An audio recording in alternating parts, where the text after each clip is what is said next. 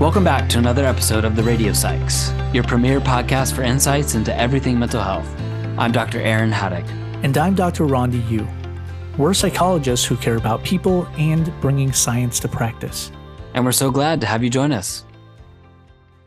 Please note that the information shared in this episode is solely intended for informational and entertainment purposes only and is not a substitute for professional medical or mental health advice, diagnosis, or treatment.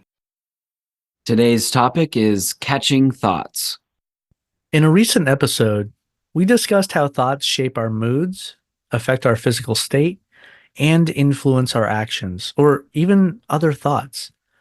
You might recall how we couldn't stop thinking about tacos. That's right. Today, we're going a step further on this topic to explore how to surface and catch thoughts. So, if you've ever been curious about the secret life of thoughts, this episode might just change the way you think about, well, thinking. Let's begin with the ABCs of cognition. Aaron, can you break it down for us? Sure. So this isn't just about the basics. ABC literally stands for antecedents, behaviors, and consequences, which is the basic structure of how we understand our thoughts and behaviors.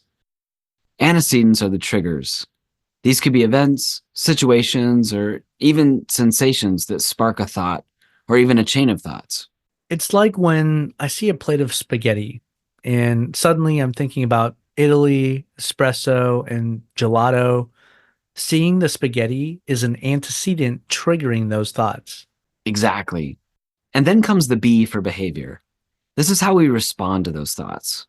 So maybe I start planning a trip to Italy or decide to make reservations at my favorite Italian restaurant. I'm getting hungry just thinking about it. I know, man. I'm getting hungry too. So finally, C is for consequences. These are the outcomes of our behaviors, influenced by our initial thoughts. Right. So maybe I end up booking a flight to Florence, or perhaps just enjoy a nice Italian meal at home. Either way, my thoughts influenced the behavior, which had a consequence. Now that's pretty straightforward, but I guess the real complexity happens in how these elements interact, right? Absolutely. Let's take it a step further. We often believe that our emotions and behaviors are directly caused by events, like my friend canceled on me at the last minute, so I'm upset. But there's a crucial middle step, our thoughts about the event. That's right. So it's not just the cancellation that's upsetting. It's more like my friend canceled last minute, and I thought they didn't value our friendship, which made me upset. It's not the event itself, but how we interpret it that shapes how we feel about it. Our brains are always interpreting, always giving meaning to what happens around us. And it's those interpretations, those thoughts, that really shape our emotional and behavioral responses. This feels like a key insight. It's not just what happens to us, but how we think about what happens to us that really seems to matter. That's right. And understanding this can be incredibly empowering because it means we have more control over our responses than we might think. And once we begin to recognize these patterns, we can start to change them. If we're not happy with the consequences, we can trace back to our thoughts and behaviors and start making adjustments. That sounds powerful, but also a bit daunting. It is big, but not impossible. It begins with bringing awareness to our thoughts, especially our automatic thoughts, and then asking questions like, are they really true? Are they helpful? So it's like catching ourselves in the act of thinking and then deciding if those thoughts are really the script we want to go with. Exactly. And the more we practice this, the better we get at it. So, Rondi, why don't we share some tips on how to catch cognitions? Yeah, sounds good. So our first essential tool is learning to see our emotions as signals. When you experience a strong emotion, whether it's joy, anger, or sadness, think of it as an important signal or alarm prompting you to reflect on the thought that set it off. It's as if your emotions are saying, hey, something important just happened. Let's rewind a bit and check it out. By doing this, we start to connect the dots between what we feel and the thoughts that set those feelings in motion. So, for example, if you suddenly feel anxious, instead of getting swept up in the anxiety, ask yourself, what was I just thinking about? This can help you catch the thought behind the emotion. To help with this, I find it helpful to schedule regular times for reflection, kind of like mental check ins with myself. I just set aside a few minutes each day, maybe during my morning coffee or before bed, to jot down my thoughts.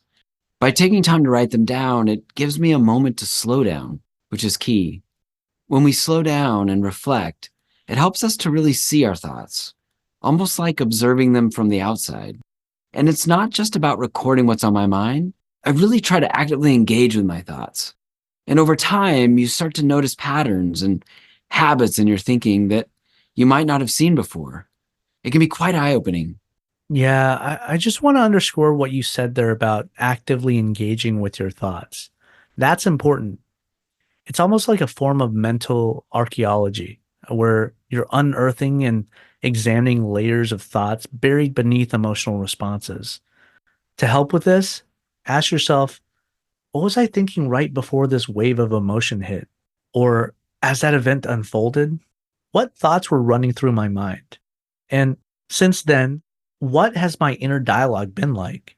These questions can be like gentle brushes in an archaeological dig, slowly excavating our hidden thoughts.